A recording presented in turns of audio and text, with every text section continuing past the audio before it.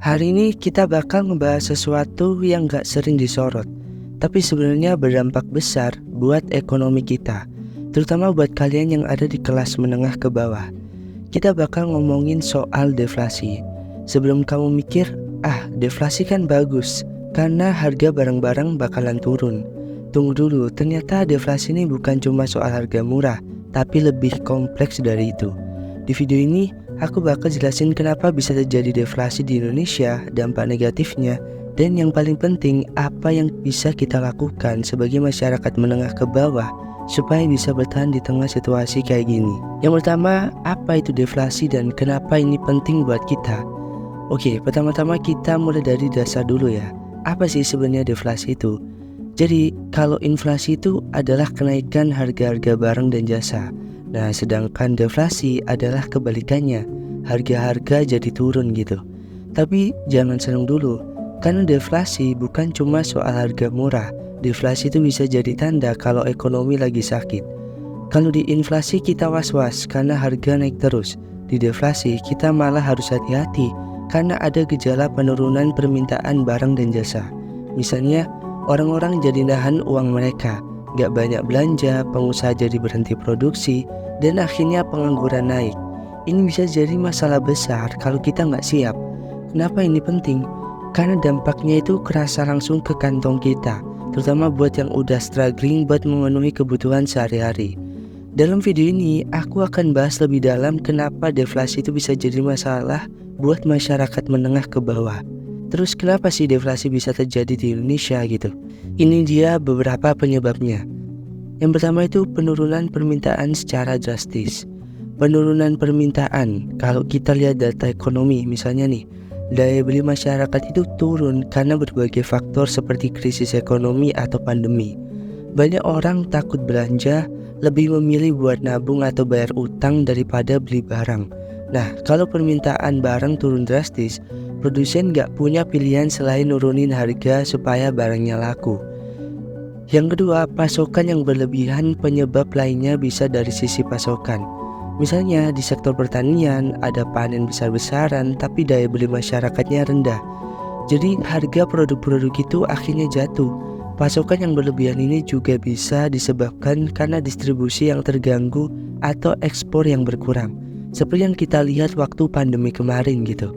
Terus yang terakhir, kebijakan moneter yang gak tepat.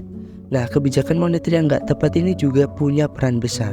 Misalnya kebijakan suku bunga yang terlalu tinggi bisa bikin orang lebih milih nabung daripada belanja atau investasi. Akhirnya uang gak berputar di ekonomi, dan itu jadi salah satu faktor yang memicu deflasi. Pembahasan selanjutnya ini adalah dampak negatif deflasi di berbagai aspek. Sekarang kita masuk ke dalam dampak negatif di deflasi ini nih. Yang perlu kamu waspadai, meskipun harga-harga turun, bukan berarti itu kabar baik buat semua orang. Ada beberapa dampak buruk yang muncul, terutama buat masyarakat menengah ke bawah. Yang pertama nih, menurunnya pendapatan dan laba perusahaan. Deflasi bikin perusahaan-perusahaan susah buat dapat keuntungan. Kenapa? Karena harga barang turun, margin keuntungan mereka juga ikut turun. Hasilnya banyak perusahaan yang gak bisa bertahan, dan akhirnya gaji karyawan juga dipotong atau bahkan ada PHK. Yang kedua, pengangguran naik karena banyak perusahaan yang tutup atau ngurangin karyawan.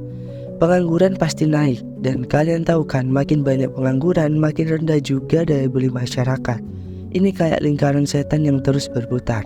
Yang ketiga, hutang jadi beban yang lebih berat. Selanjutnya, utang jadi makin berat buat dilunasi. Kenapa? Karena walaupun harga barang-barang turun, jumlah utang tetap sama, apalagi kalau kamu punya utang dengan bunga tetap. Nilai uang yang kita punya jadi makin kecil dibanding utang yang harus dibayar. Yang terakhir, penurunan investasi. Pengusaha bakal lebih hati-hati buat investasi. Mereka takut ambil resiko karena ketidakpastian ekonomi. Padahal investasi itu penting banget buat menciptakan lapangan kerja baru dan meningkatkan pertumbuhan ekonomi. Pembahasan selanjutnya itu adalah bagaimana pemerintah menghadapi deflasi ini. Selain kita sebagai masyarakat, pemerintah juga punya peran besar dalam menghadapi deflasi. Apa aja yang pemerintah bisa lakukan? Yang pertama itu stimulasi ekonomi.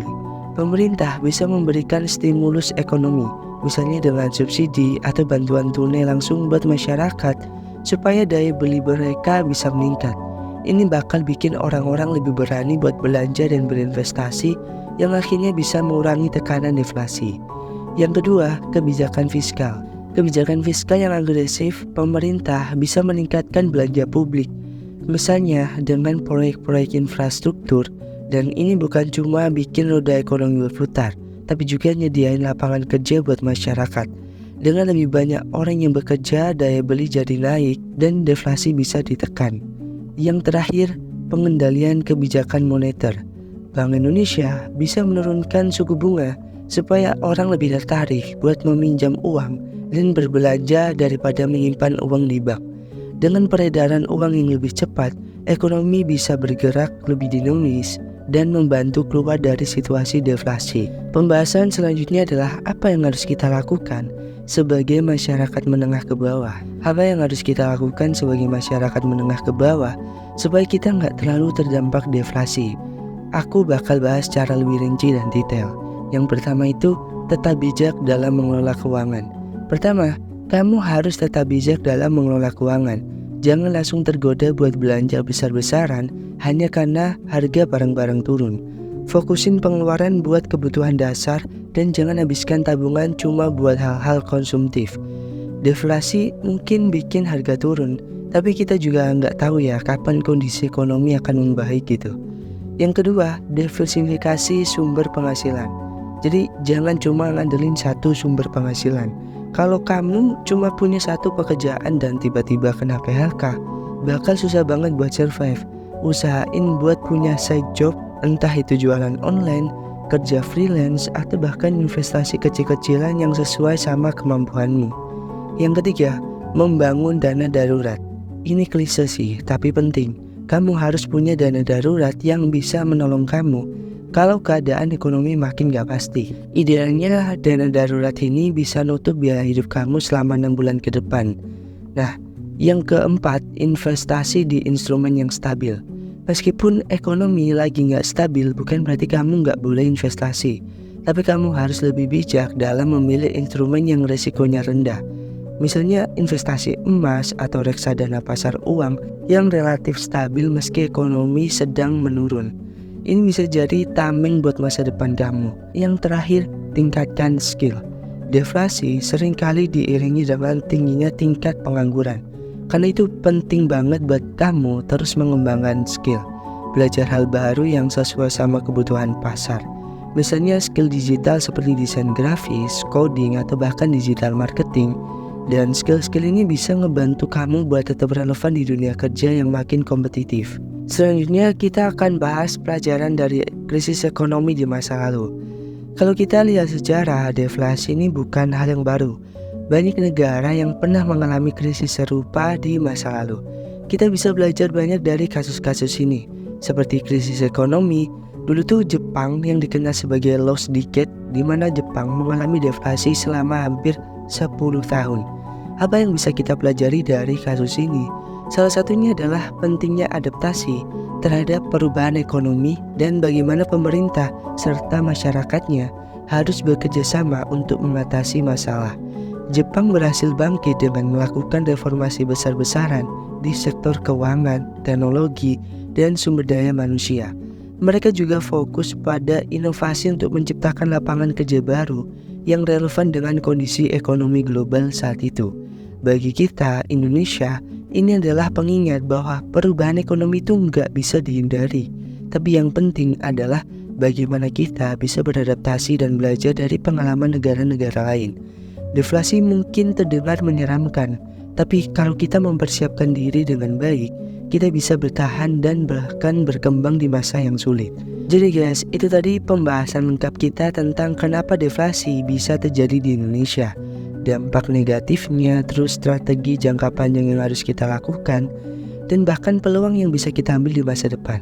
Sekali lagi, meskipun deflasi ini kelihatannya menakutkan, ada banyak hal yang bisa kita lakukan untuk tetap survive, bahkan berkembang. Jangan lupa buat selalu bijak dalam mengambil keputusan keuangan, terus belajar dan jangan ragu buat memanfaatkan teknologi atau tren global yang sedang berkembang. Karena di tengah krisis selalu ada peluang buat kita yang mau beradaptasi. Terima kasih sudah nonton video ini sampai akhir. Jangan lupa like, komen, dan share ke teman-teman kalian yang mungkin butuh informasi ini. So, sampai ketemu di video selanjutnya.